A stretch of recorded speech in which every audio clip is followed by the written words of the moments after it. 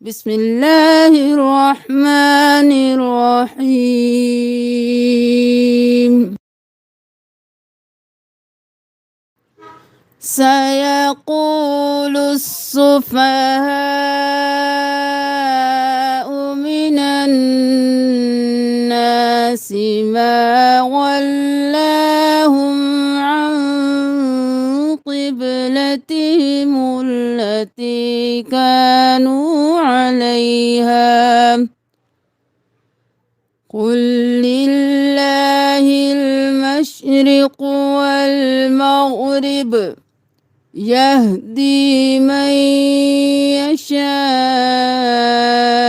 إلى صراط مستقيم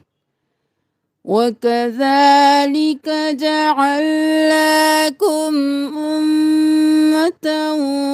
وسطا لتكونوا شهداء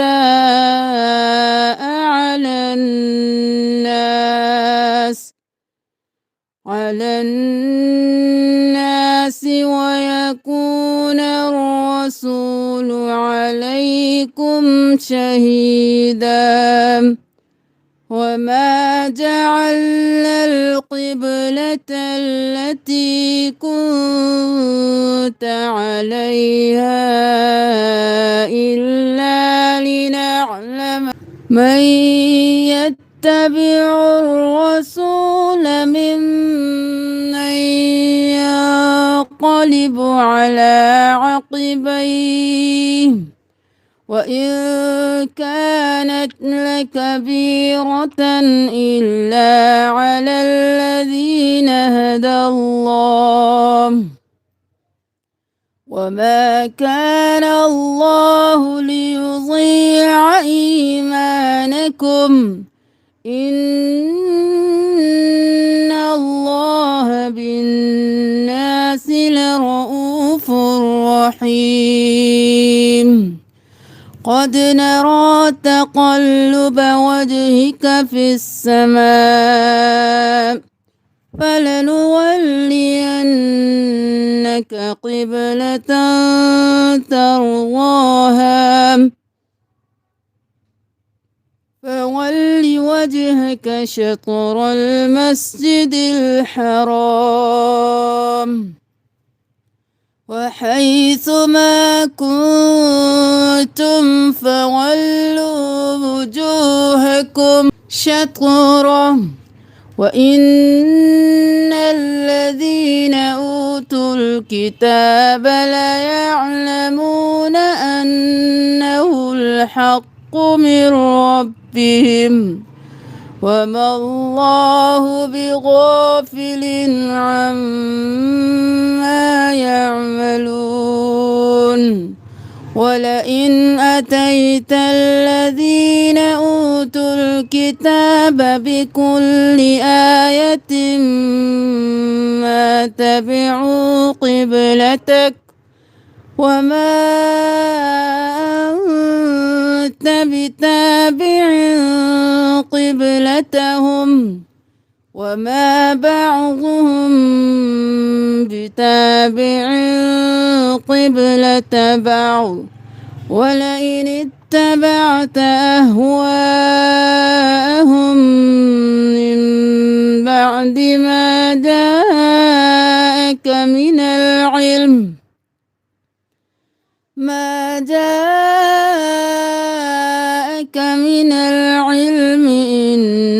إنك إذا لمن الظالمين الذين آتيناهم الكتاب يعرفونه كما يعرفون أبناءهم وإن فريقا منهم ليكتمون الحق وهم يعلمون الحق من ربك فلا تكونن من الممترين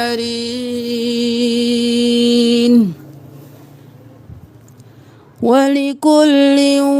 وجهة هو موليها فاستبقوا الخيرات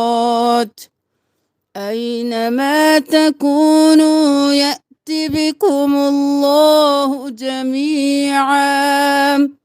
إن الله على كل شيء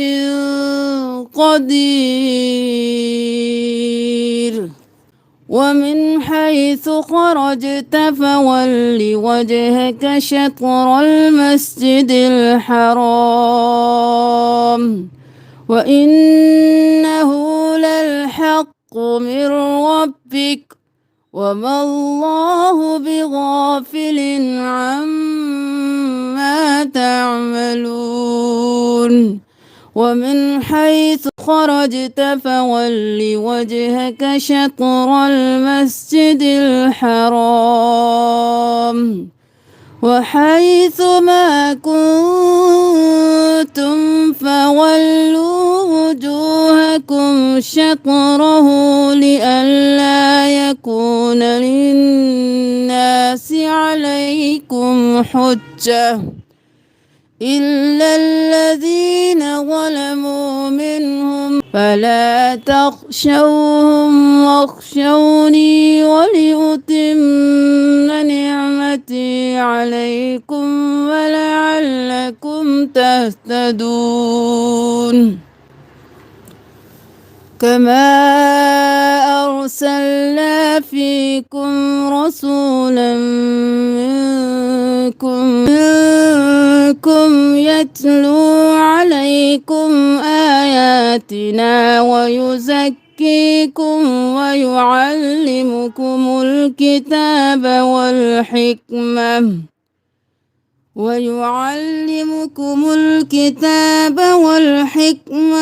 ويعلمكم ما لم تكونوا تعلمون فاذكروني أذكركم واشكروا لي ولا تكفرون يا أيها الذين آمنوا استعينوا بالصبر والصلاة إن الله مع الصابرين ولا تقولوا لمن يقتل في سبيل الله أموات بل أحياء ولكن لا تشعرون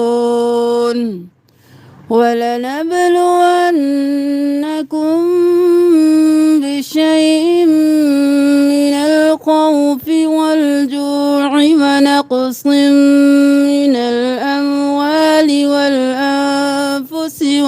والثمرات وبشر الصابرين الذين إذا أصابتهم مصيبة قالوا إنا لله وإنا إليه راجعون أولئك عليهم صلوات من ربهم ورحمة وأولئك هم المهتدون إن الصفا والمروة من شعائر الله فمن حج البيت أم اعتمر فلا جناح عليه أن يطوف بهما ومن تطوع خيرا فإن الله شاكر عليم إن الذين يكتمون ما أنزلنا من البينات من بعد ما بيناه للناس في الكتاب أولئك يلعنهم الله ويلعنهم اللاعنون إلا الذين تابوا وأصلحوا وبينوا فأولئك أتوب عليهم وأنا التواب الرحيم إن الذين كفروا وماتوا وهم كفار أولئك عليهم لعنة الله والملائكة والناس أجمعين خالدين فيها لا يخفف عنهم العذاب ولا هم ينظرون وإلهكم إله واحد لا إله إلا هو الرحمن الرحيم إن في خلق السماوات والأرض واختلاف الليل والنهار والفلك التي تجري في البحر بما ينفع الناس وما أنزل الله من السماء من ماء فأحيا به الأرض بعد موتها وبث فيها من كل دابة وتصريف الرياح والسحاب المسخر بين السماء والأرض لآيات لقوم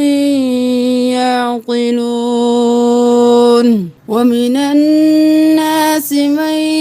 يتخذ من دون الله أندادا يحبونهم كحب الله والذين آمنوا أشد حبا لله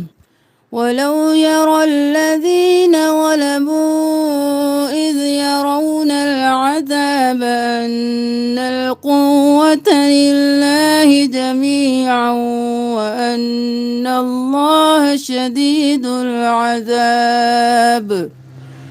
إذ تبرأ الذين اتبعوا من الذين اتبعوا ورأوا العذاب وتقطعت بهم الأسباب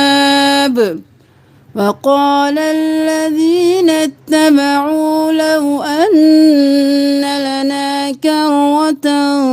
فنتبرأ منهم كما تبرأوا منا كذلك يريهم الله أعمالهم حسرات عليهم وما هم بخارجين من النار يا أيها الناس كلوا مما في الأرض حلالا طيبا ولا تتبعوا خطوات الشيطان إنه لكم عدو مبين إنما يأمركم بالسوء والفحشاء وأن تقولوا على الله ما لا تعلمون وإذا قيل لهم اتبعوا ما أنزل الله قالوا بل نتبع ما ألفينا عليه آباءنا أولو كان آباؤهم لا يعقلون شيئا ولا يهتدون ومثل الذين كفروا كمثل الذي ينعق بما لا يسمع إلا دعاء ونداء صم بكم عمي فهم لا يعقلون يا أيها الذين آمنوا كلوا من طيبات ما رزقناكم واشكروا لله إن كنتم إياه تعبدون إنما حرم عليكم الميتة والدم ولحم الخنزير وما أهل به لغير الله فمن اضطر غير باغ ولا عاد فلا إثم عليه إن الله غفور رحيم إن الذين يكتمون ما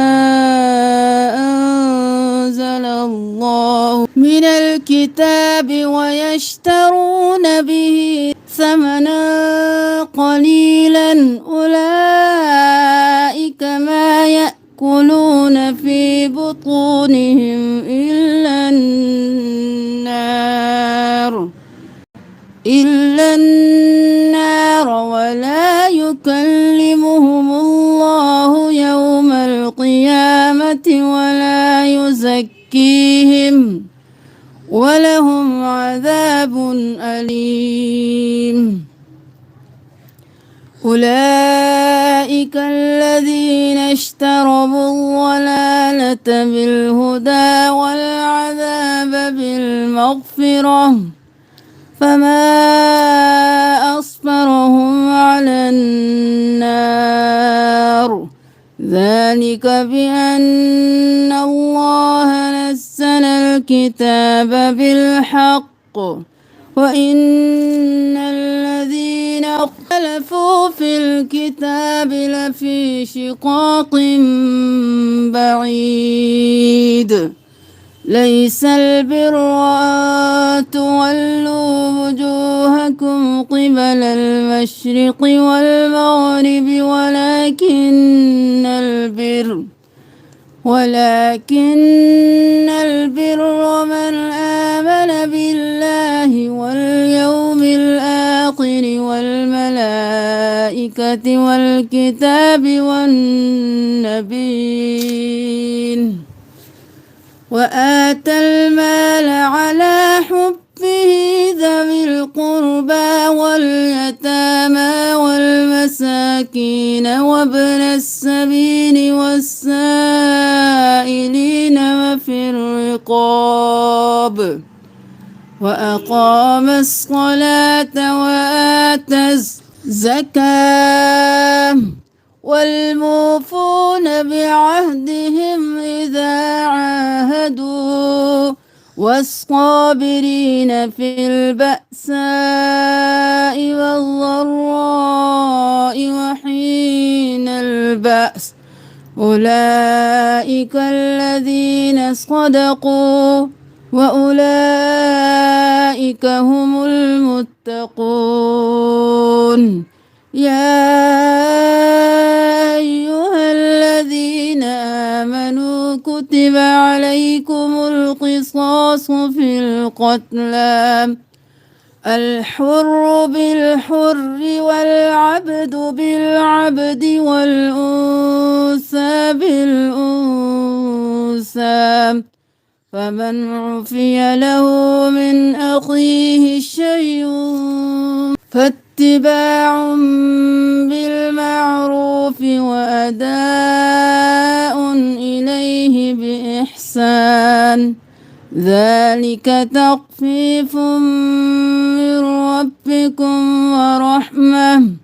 فمن اعتدى بعد ذلك فله عذاب أليم. ولكم في القصاص حياة يا أولي الألباب لعلكم تتقون.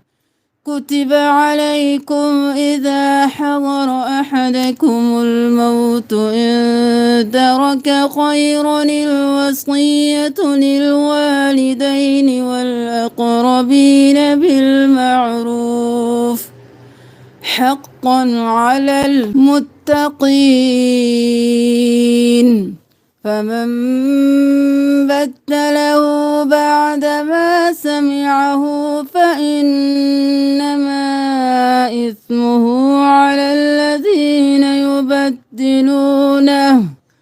إن الله سميع عليم. فمن خاف من موص جنفا أو إثما فأصلح بينهم فلا إثم عليه، إن الله غفور رحيم. يا أيها الذين آمنوا كتب عليكم الصيام كما كتب على الذين من قبلكم لعلكم تتقون، أياما معدودات، فما كان منكم مريضا أو على سفر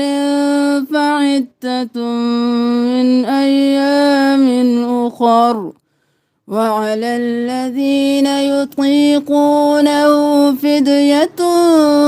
طعام مسكين، فمن تطوع خيرا فهو خير له،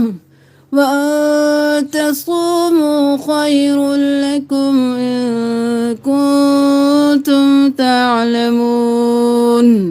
شهر رمضان الذي أنزل فيه القرآن هدى للناس وبينات من الهدى والفرقان، فمن شهد منكم الشهر فليصمه، ومن كان مريضا أو على سفر فعدة من أيام أخر، يريد الله بكم اليسر ولا يريد بكم العسر، ولتكملوا العدة ولتكبروا الله على ما هداكم ولعلكم تشكرون. وإذا سألك عبادي عني فإني قريب أجيب دعوة الداعي إذا دعاني فليستجيبوا لي وليؤمنوا بي لعلهم يرشدون. أحل لكم ليلة الصيام الرفث إلى نسائكم هن لباس لكم وأنتم لباس لهن، علم الله أنكم كنتم تختانون أنفسكم فتاب عليكم وعفى عنكم، فالآن باشروهن وابتغوا ما كتب الله لكم وكلوا واشربوا حتى يتبين لكم الخيط الأبيض من الخيط الأسود من الفجر ثم أتموا الصيام إلى الليل ولا تباشروهن وأنتم عاكفون في المساجد تلك حدود الله فلا تقربوها كذلك يبين الله آياته للناس لعلهم يتقون ولا تأكلوا أموالكم بينكم بالباطل وتدلوا بها إلى الحكام لتأكلوا فريقا من أموال الناس بالإثم وأنتم تعلمون يسألونك عن الأهلة قل هي مواقيت للناس والحج وليس البر بأن تأتوا البيوت من ظهورها ولكن البر من اتقى وأتوا البيوت من أبوابها واتقوا الله لعلكم تفلحون وقاتلوا في سبيل الله الذين يقاتلونكم ولا تعتدوا إن الله لا يحب المعتدين واقتلوهم حيث ثقفتموهم وأخرجوهم من حيث أخرجوكم والفتنة أشد من القتل ولا تقاتلوهم عند المسجد الحرام حتى يقاتلوكم فيه فإن قاتلوكم فاقتلوهم كذلك جزاء الكافرين فإن انتهوا فإن الله غفور رحيم وقاتلوهم حتى لا تكون فتنة ويكون الدين لله فإن انتهوا فلا عدوان إلا على الظالمين الشهر الحرام بالشهر الحرام والحرمات قصاص فمن اعتدى عليكم فاعتدوا عليه بمثل ما اعتدى عليكم واتقوا الله واعلموا أن الله مع المتقين وأنفقوا في سبيل الله ولا تلقوا بأيديكم إلى التهلكة وأحسنوا إن الله يحب المحسنين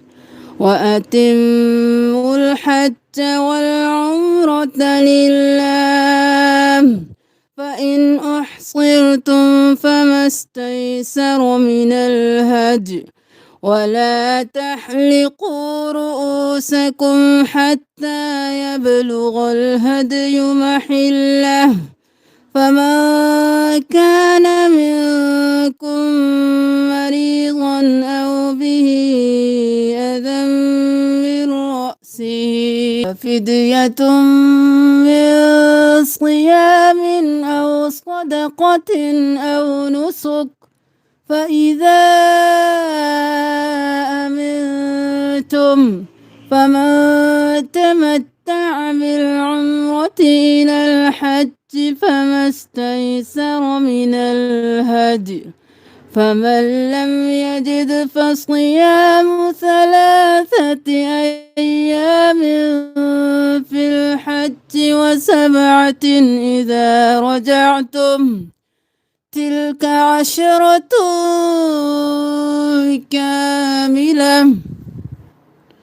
ذلك لمن لم يكن أهله حاضر المسجد الحرام واتقوا الله واعلموا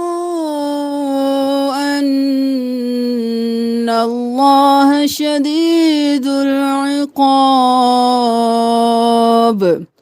الحج أشهر معلومات فمن فرض فيهن الحج فلا رفث ولا فسوق ولا جدال في الحج وما تفعلوا من خير يعلمه الله وتزودوا فإن خير الزاد التقوى واتقون يا أولي الألباب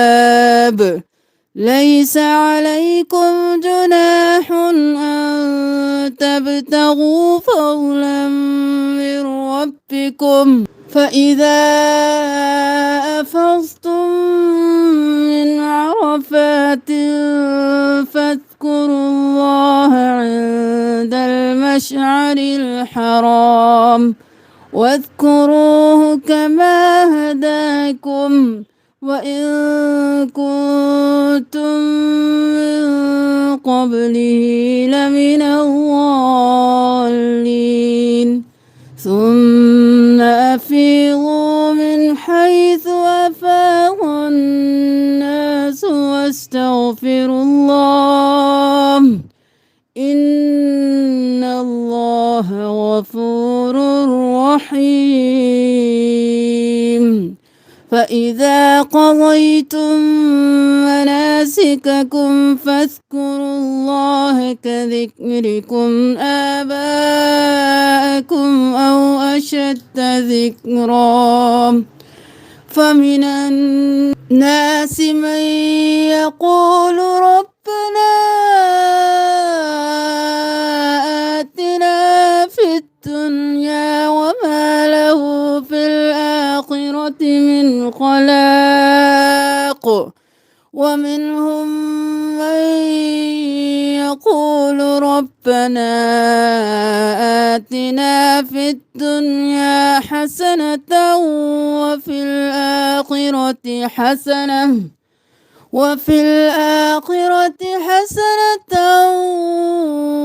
وقنا عذاب النار أولئك لهم نصيب مما كسبوا والله سريع الحساب واذكروا الله في أيام معدودات فمن تعجل في يومين فلا إثم عليه ومن تأخر فلا إثم عليه لمن اتقى واتقوا الله واعلموا أنكم إليه تحشرون ومن الناس من يعجبك قوله في الحياة الدنيا ويشهد الله على ما في قلبه وهو ألد الخصام وإذا تولى سعى في الأرض ليفسد فيها ويهلك الحرث والله لا يحب الفساد وإذا قيل له اتق الله أخذته العزة بالإثم فحسبه جهنم ولبئس المهاد ومن الناس من يشري نفسه ابتغاء مرضات الله والله رؤوف بالعباد يا أيها الذين آمنوا ادخلوا في السلم كافة ولا تتبعوا خطوات الشيطان إنه لكم عدو مبين فإن زللتم من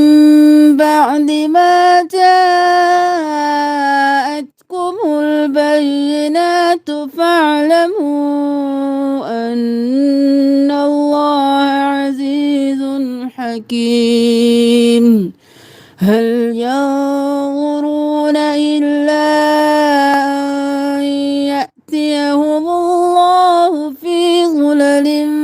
من الغمام والملائكة وقضي الأمر وإلى الله ترجع الأمور سل بني إسرائيل كم آتيناهم من آية بينة ومن يبدل نعمة الله من بعد ما جاءته فإن الله شديد العقاب زين للذين كفروا الحياة الدنيا ويسخرون من الذين آمنوا والذين اتقوا فوقهم يوم القيامة والله يرزق من يشاء بغير حساب كان الناس أمة واحدة فبعث الله النبيين مبشرين ومنذرين وأنزل معهم الكتاب بالحق ليحكم بين الناس فيما اختلفوا فيه وما اختلف فيه إلا الذين أوتوه من بعد ما جاءتهم البينات بغيا بينهم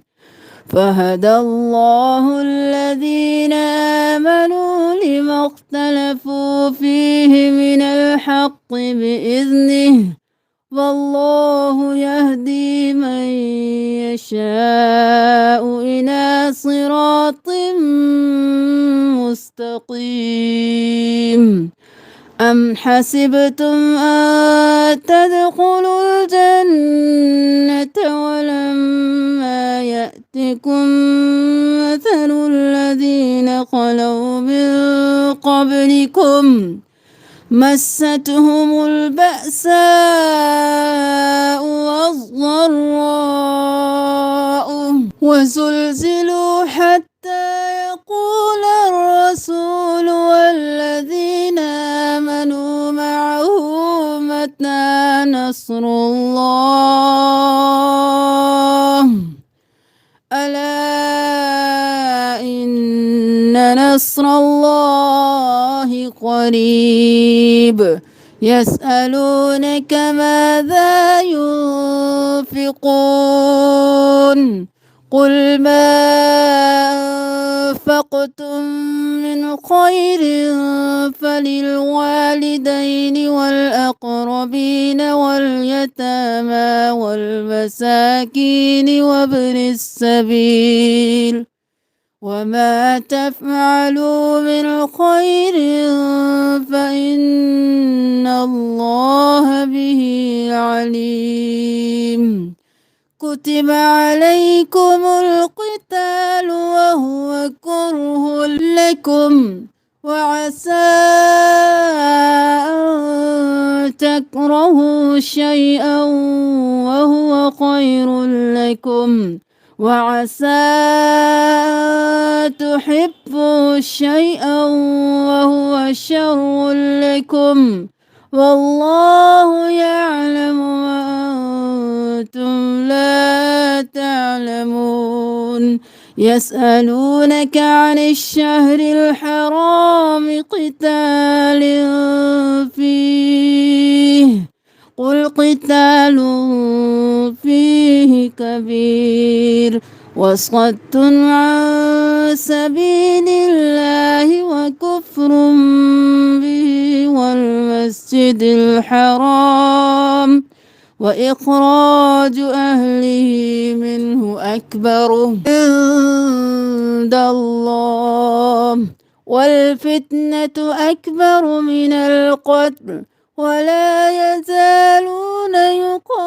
يقاتلونكم حتى يردوكم عن دينكم إن استطاعوا ومن يرتدد منكم عن دينه فيمت وهو كافر فأولئك حبطت أعمالهم في الدنيا والآخرة وأولئك أصحاب النار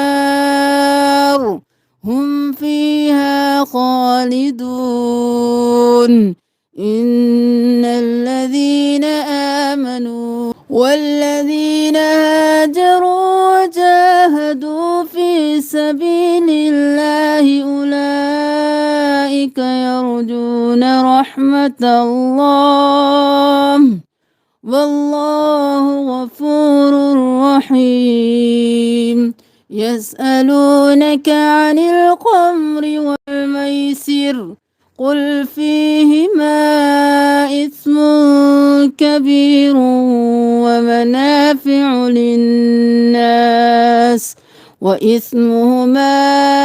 أكبر من نفعهما ويسألونك ماذا ينفقون قل العفو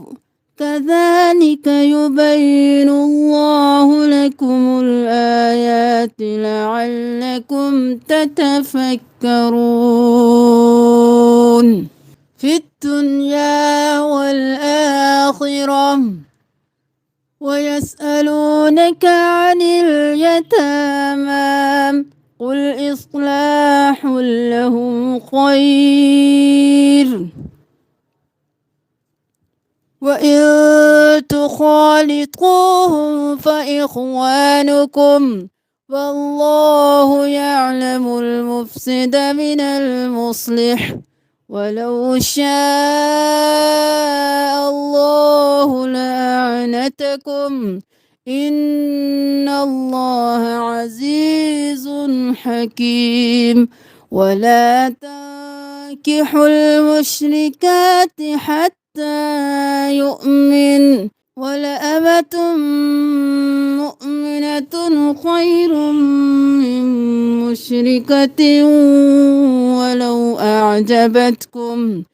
ولا تنكحوا المشركين حتى يؤمنوا ولعبد مؤمن خير من مشرك ولو أعجبكم أولئك يدعون إلى النار والله يدعو إلى الجنة والمغفرة بإذنه ويبين آياته للناس لعلهم يتذكرون ويسألونك عن المحيض قل هو أذى فاعتزلوا النساء في المحيض ولا تقربوهن حتى يطهرن فإذا تطهرن فأتوهن من حيث أمركم الله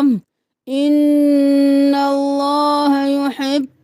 التوابين ويحب المتطهرين نساؤكم حرث لكم فأتوا حرثكم أنى شئتم وقدموا لأنفسكم واتقوا الله واعلموا أنكم ملاقوه وبشر المؤمنين ولا تجعلوا الله عرضة لأيمانكم أن تبروا وتتقوا وتصلحوا بين الناس والله سميع عليم لا يؤاخذكم الله باللغو في أيمانكم ولكن يؤاخذكم بما كسبت قلوبكم والله غفور حليم للذين يؤلون من نسائهم تربص 4 أشهر فإن فاءوا فإن الله غفور رحيم وإن عزموا الطلاق فإن الله سميع عليم والمطلقات يتربصن بأنفسهن 3 قروء ولا يحل لهن أن يكتمن ما خلق الله في أرحامهن إن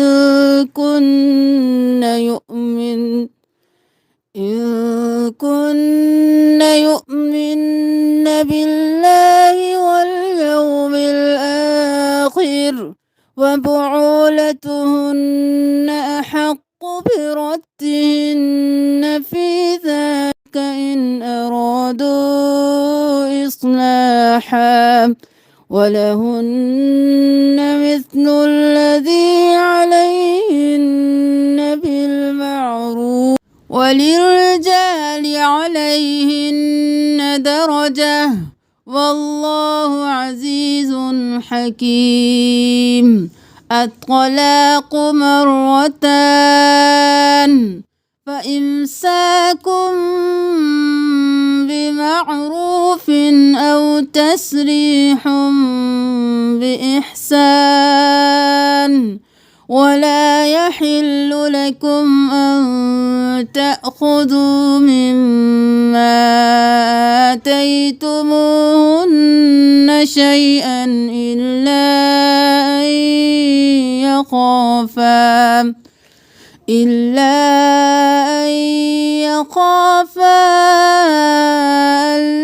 يقيما حدود وإن خفتم ألا يقيما حدود الله فلا جناح عليهما فيما افتدت به تلك حدود الله فلا تعتدوها ومن يتعد حدود الله فأولئك هم الظالمون فإن طلقها فلا تحل له من بعد حتى تنكح زوجا غيره فإن طلقها فلا جناح عليهما أن يتراجعا إن ظنا أن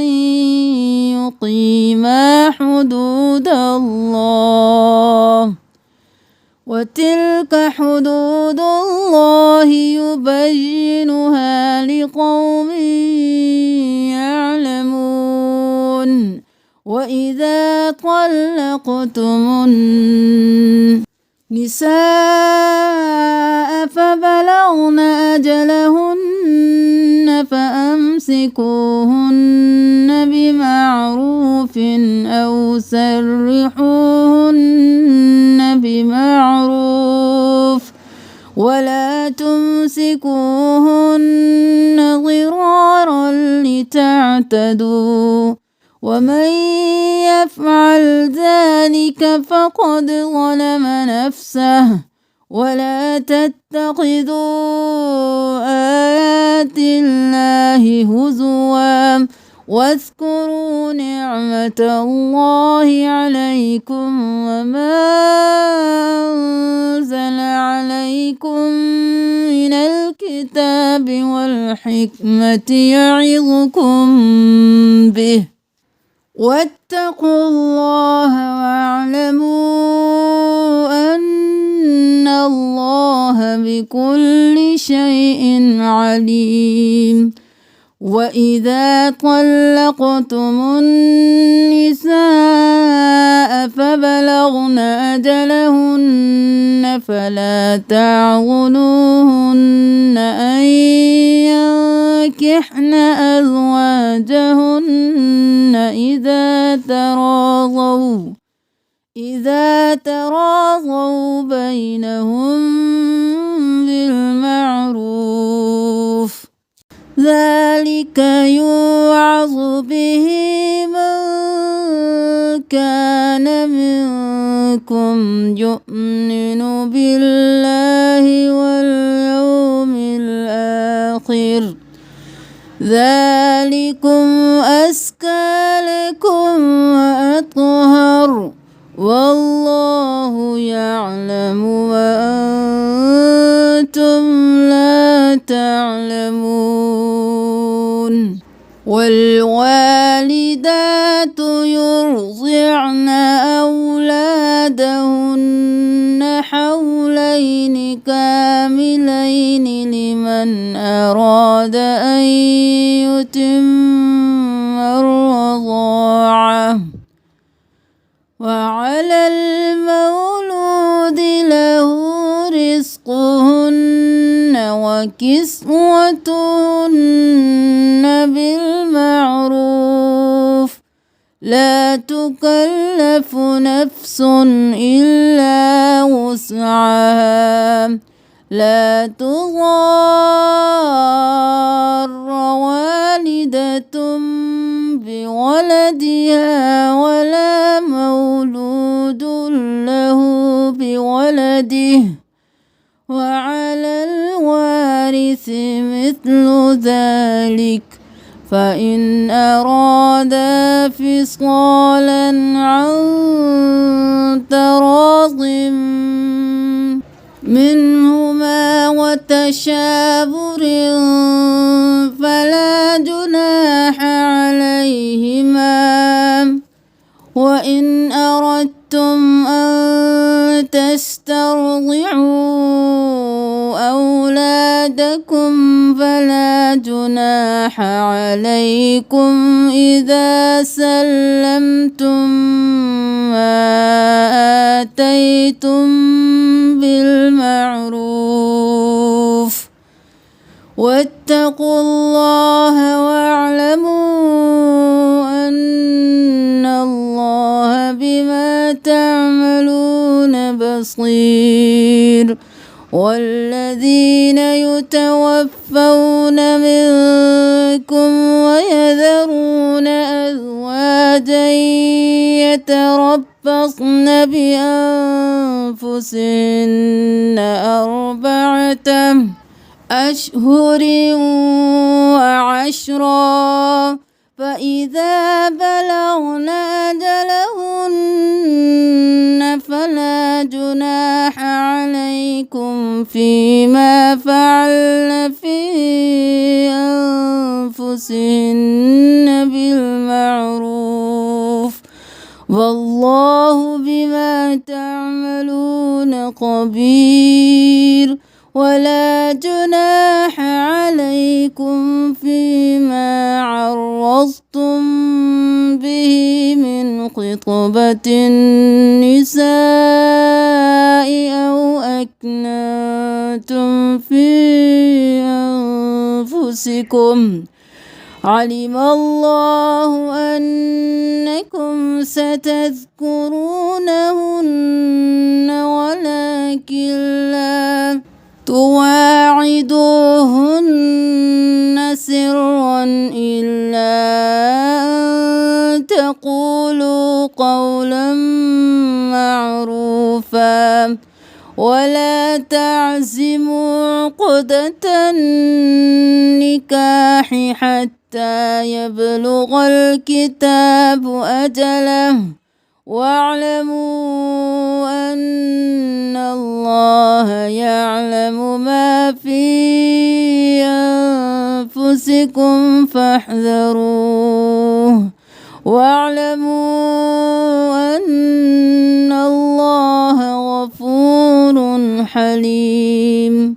لا جناح عليكم إن طلقتم النساء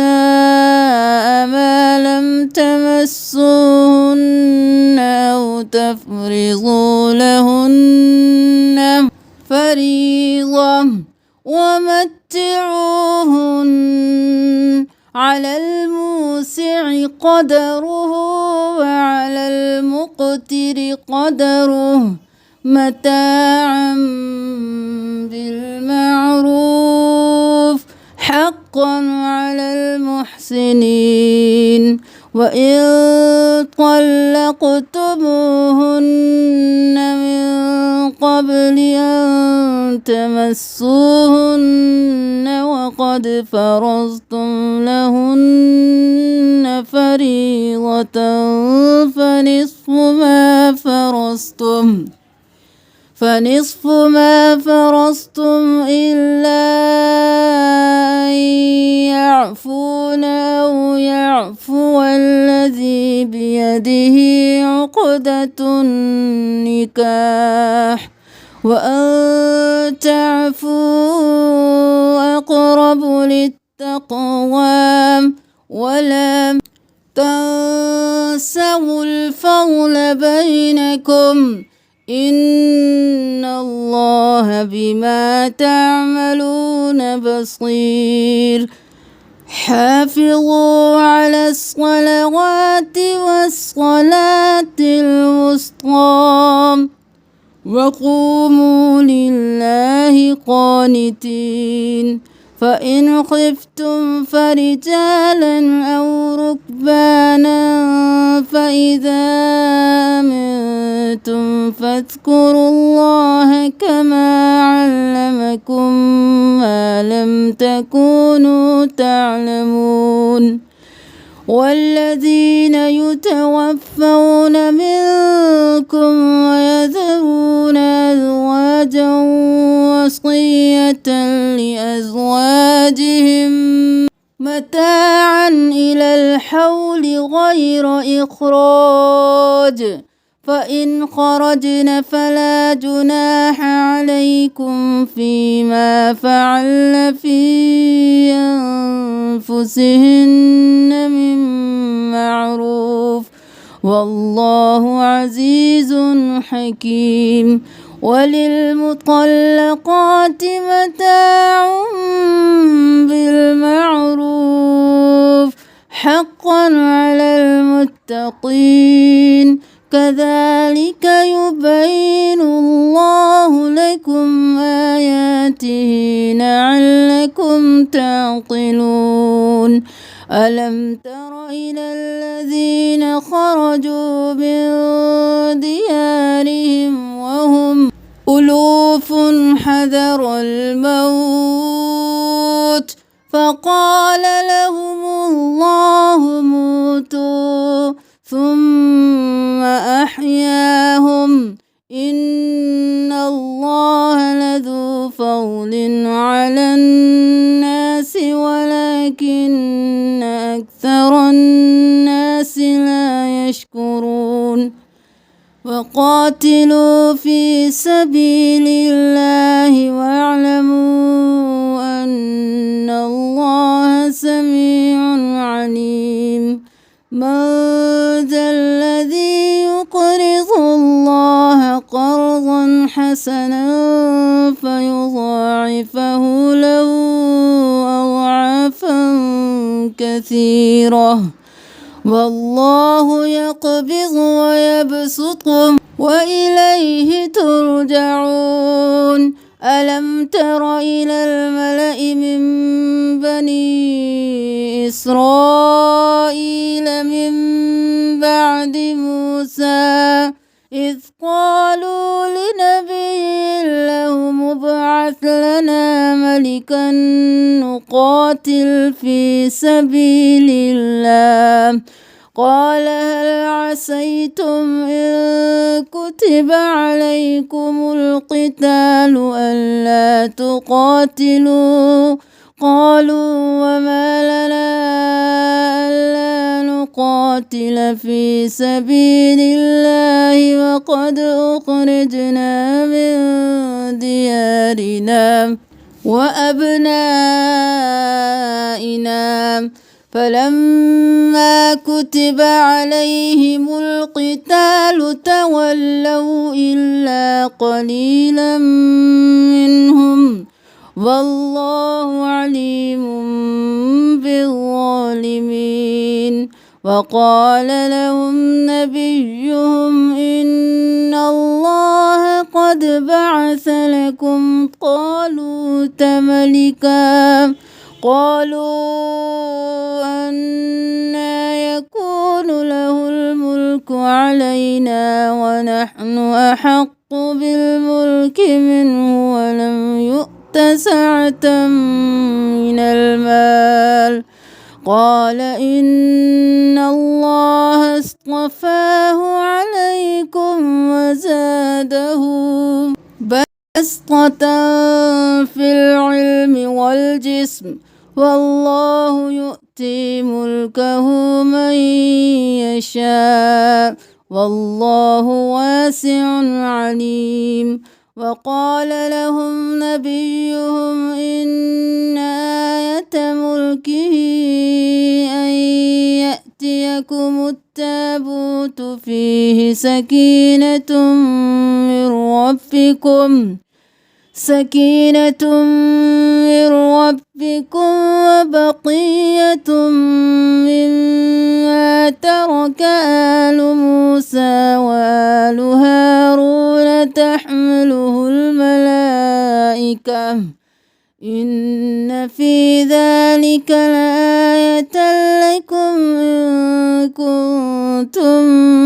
مؤمنين. فلما فاصطلت طالوت بالجنود قال إن الله مبتليكم بنهر فمن شرب منه فليس مني ومن لم يطعمه فإنه مني إلا من اغترف غرفة بيده فشربوا منه إلا قليلا منهم فلما جاوزه هو والذين آمنوا معه قالوا لا طاقة لنا اليوم بجالوت وجنوده قال الذين يظنون أنهم ملاقو الله كم من فئة قليلة غلبت فئة كثيرة بإذن الله والله مع الصابرين. ولما برزوا لجالوت وجنوده قالوا ربنا أفرغ علينا صبرا وثبت أقدامنا وانصرنا على القوم الكافرين فهزموهم بإذن الله. وقتل داود جالوت وآتاه الله الملك والحكمة وعلمه مما يشاء ولولا دفع الله الناس بعضهم ببعض لفسدت الأرض ولكن الله ذو فضل على العالمين. تلك آيات الله نتلوها عليك بالحق وإنك لمن المرسلين.